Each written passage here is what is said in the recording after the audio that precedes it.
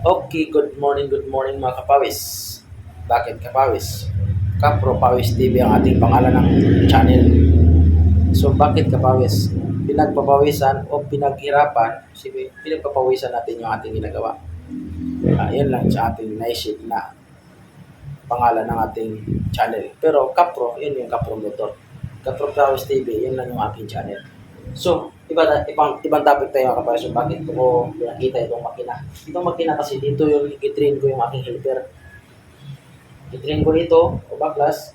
Tapos yung iba naman mga motor na mga roser, i-master ko sa mga roser. Hanggang ngayon, naging regular ko na mechanic. Tapos naisip ko na yung in-offer kong pre-training, totoo yun. Meron akong dalawa na training. Yung una, naka-apat na session na siya. Yung isa naman, isang session pa lang.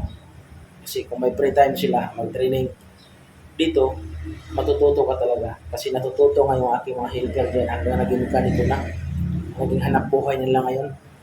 So nagbibigay ako ng pre-training o pre-actual tutorial para dito sa aking channel para kahit pa paano makatulong. Masipag lang kayo mag-share, like, follow, and share ng video. Bisitahin nyo ng YouTube channel. Yun lang hiling ko sa inyo kasi itong ginagawa ko para din sa inyo yan sa mga mapili natin. Marami nag-inquire na gusto mag-training. Ngayon, gagawin ko yan para matuto kayo. So, ganito ang gagawin natin, no? Pipili lang ako, maraming nag-message. Pipili lang ako doon kung ilan ang piliin ko. May dalawa tayo. Pero 50 days lang yung training, ah. Pero hindi basta-basta matapos 50 days dahil hindi naman araw-araw yung pasok.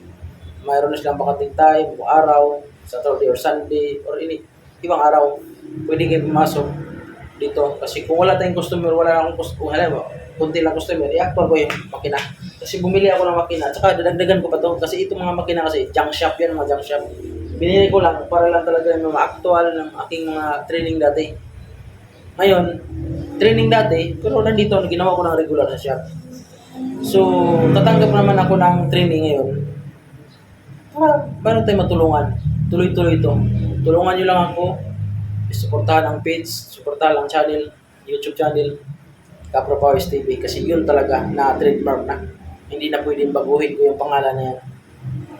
Ngayon, ito namang hangarin ko para sa inyo, para makatulong ng kada paano. Libre. Pagbigay ako ng allowance. So, gagawin, actual, pag hindi ako busy, tinuturo ko kung ano mga pangalan, paano gumawa, paano mag-backclass. Kaya nga, tinuturo natin to.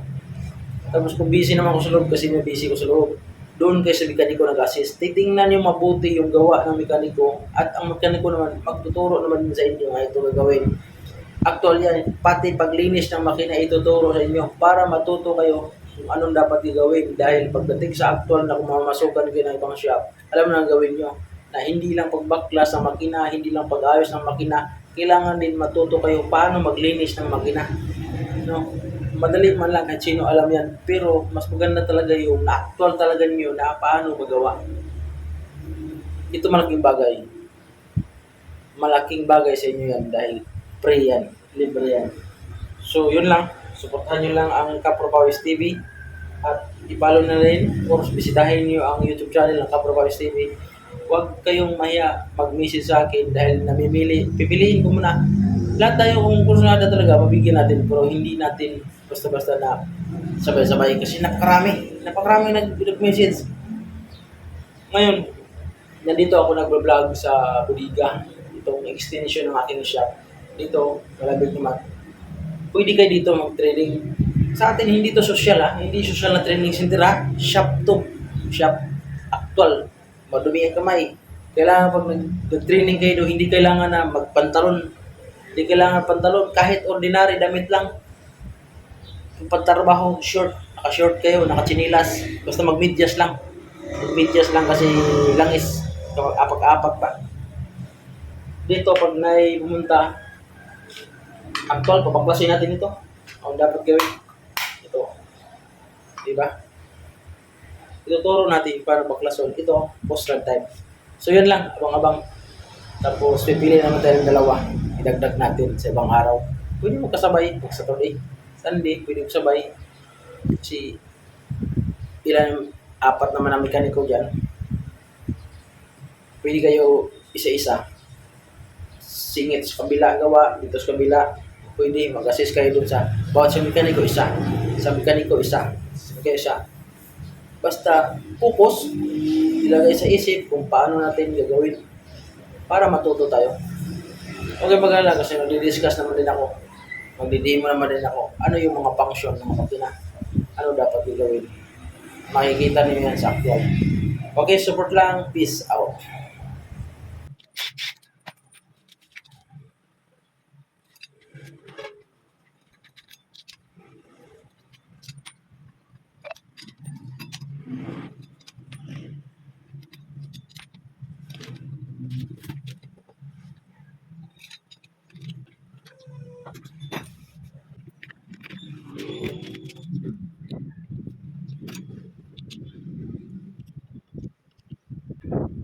Yung mga maluwag na ito mga kapawis ha, kasi dumaan na to sa training, pinapakita ko lang sa inyo para alam niyo paano paggawa.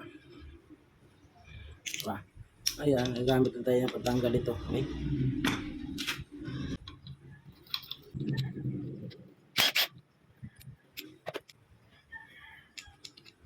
May washer isa. Kailan magwaklas naman tayo, no? Mga ganito, alisin natin. Okay? Tapos pwede nyo diretsuhin baklas po. Ito share clip lang yan mga kapawis ha. So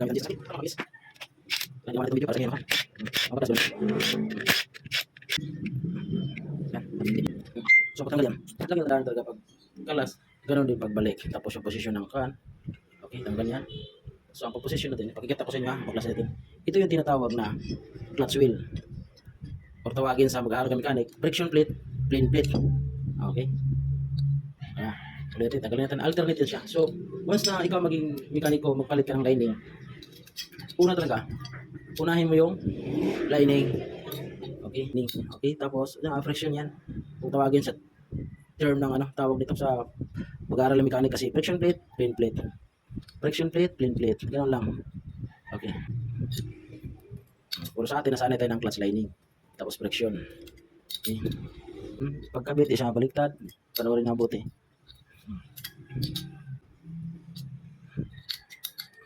Tingnan nyo mabuti. Panoorin nyo na. Actual. Mas maganda actual din yung nagawa. Ngayon, pag katapos ng lagay niyan, ito na yung ilalagay. Na, pag ganyan ang kurma nakaangat, hindi yan tama. So, kailangan natin yung ganon siya. Wait, saan may yari ka sa lining? Okay, sa atin kabit yan. Pinakita ko lang sa inyo paano baklas. Tapos, sa mga mekaniko naman na hindi na kailangan sa kanya to. Kasi ang ating purpose dito, sa mga gustong matutong mekanik na hindi pa natututo. Diba? Yun, bantayan yung kinalas nyo. Tapos pagtanggal nyo dito sa housing. Okay? Yan. So, gear. Okay? No, tapos ito naman, tinatawag na oil pump gear. Pagbuo yan, assembly. So, ito naman tawag ito. Ito naman yung shifting lever. Okay? Ito yung shifting lever. So, balik natin. So, doon lang naman natin tutorial. Okay? Okay? So, yun lang muna. Napakasimple man lang baklasin yung gilid. So, balik natin. Okay, balik natin to ang gira. Tapos, yan. Okay, napasok natin. Yan. No. Tapos, huwag kalimutan ng washer kasi may guide naman yan. Pero ibang motor naman yan, walang guide, diretso lang lagay. Okay? Ito kasi post rod type. So, isunod natin yung lining. Ang paglagay ng lining naman ito, yan. Aris natin, tapos pasok natin. Pwede katikutin mo lang, laruin mo lang. Okay, pasok na. Pagpasok naman yan, kailangan naman natin yung yan. Papasok mo.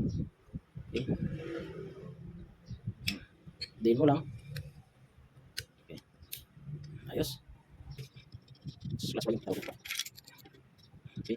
Sulagan yung. Ito naman transfer. Hindi pwede yung makikita. Kailangan natin na. May alam mo makikita. Pero hindi natin. Ito naman siya. Kailangan siya. Pero. Ito pa siya. Pwede pasok.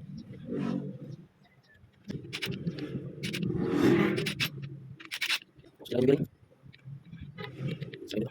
Okay, ano galing ito? Protocol? Protocol ko, sinterwal. Protocol yan. Sinawag sini, para. Alam mo na, magawa. So, hindi natin masuk. Hindi natin masuk kasi ito yan. So, hindi ko sa inyo na. Dito sa ikaw, magto tayo. Hindi mo siya protocol, masarap sa ako. Okay, dito tayo magkaroon ng. Okay na, kaya magamit sa labay. Diba? So, magamit sa labay, sila yan. Sila yan. Pwede natin.